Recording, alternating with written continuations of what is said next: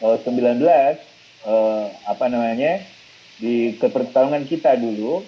Nah, pada tahun ini eh, Pak Jokowi betul-betul langsung dia bekerja dan menghadapi COVID-19. Sekali lagi ucapan terima kasih dari beliau untuk semua relawan dan alhamdulillah kerja Jokowi dalam menghadapi COVID-19 relatif menjadi pemimpin dunia yang bisa menghadapi COVID-19.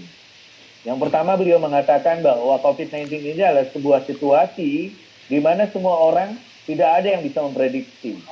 Kita tahu hari ini India menghadapi persoalan berat, lalu juga Singapura, Malaysia sudah lockdown semenjak kemarin, lalu beberapa negara yang lain. Nah, pemerintahan Jokowi dianggap yang pertama bisa menangani COVID-19 ini walaupun belum optimal, termasuk program vaksinasi. Nah, saya sebenarnya berharap program vaksin dilakukan kepada para relawan yang telah berjuang mengantarkan Jokowi Ma'ruf Amin menjadi Presiden Republik Indonesia. Amin. Yang kedua, kita tahu bahwa kendala yang dihadapi oleh Jokowi hari ini adalah kendala yang dari dulu kita suarakan. Yang pertama soal validasi data. Data yang di bawah soal data kemiskinan, penerima bansos, dan begitu banyak persoalan-persoalan itu yang membuat pemerintahan ini harus bekerja ekstra keras. Oleh sebab itu, saya mohon nanti para relawan pun untuk memberikan juga masukan dan kritik sekaligus yang bisa kita sampaikan langsung kepada Presiden, sehingga validasi dana ini menjadi isu yang terbaik. Nah, yang kedua, kita tahu bahwa dari 698 triliun dana untuk penanganan COVID-19, itu ada dana 248 triliun untuk penanganan sosial, dan ada 113 triliun untuk bansos. Nah, itu betul-betul terkendala oleh satu tadi soal data, yang kedua soal korupsi. Jadi saya berharap relawan tetap berteriak keras untuk membantu Presiden di tengah kepungan para koruptor dari tingkat atas sampai tingkat bawah.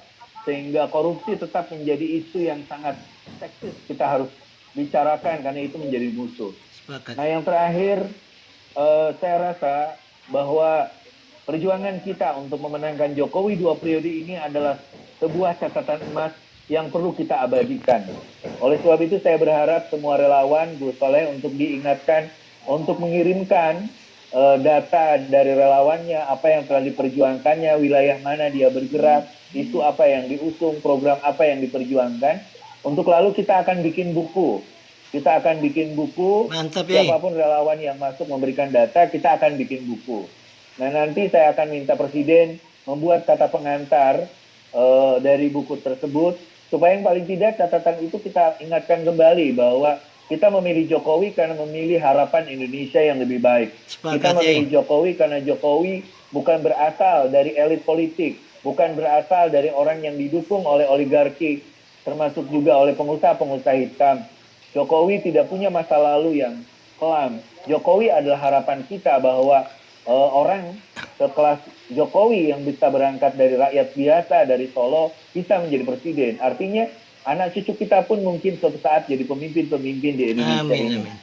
Nah, lalu saya minta juga kalau yang punya video agar mengirimkan video. Saya minta Gus Soleh untuk menunjuk siapa admin yang akan bisa mengumpulkan video-video.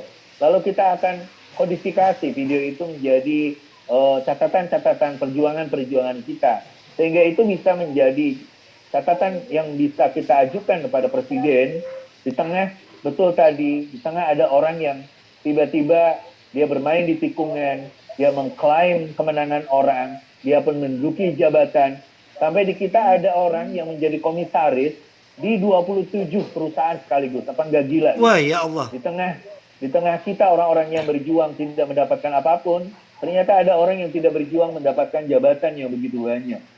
Seperti itu. Kita tahu hari ini kita sudah masuk di resesi seperti dalam pidatonya Sri Mulyani, tapi kita punya optimisme bahwa Indonesia akan bisa keluar dari krisis ini, resesi ini, kita akan bisa keluar dari COVID-19 ini, dan kita menumbuhkan optimisme itu. Nah, makanya saya rasa halal bihalal ini Gus harus menjadi tradisi kita, dan kalau COVID sudah berakhir, saya akan memfasilitasi kawan-kawan untuk bertemu, bisa di Kompleks DPR RI di Kalibata, kita makan-makan, kita Amin amin curhat-curhatan dan Yai, hatur sebagainya. nuhun, luar Tetapi yang biasa. penting kita akan bikin buku, kita akan berikan ke video dan lain sebagainya.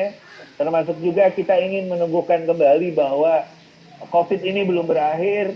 Kita harus membantu Presiden untuk melawan COVID ini, mensosialisasikan kebijakan-kebijakan Presiden, dan kita pun harus meyakini bahwa Presiden Jokowi harus sampai di 2024 dengan selamat, 2024 dengan kuat, karena pertarungan politik akan dimulai dari bulan Juni besok, tahun 2022.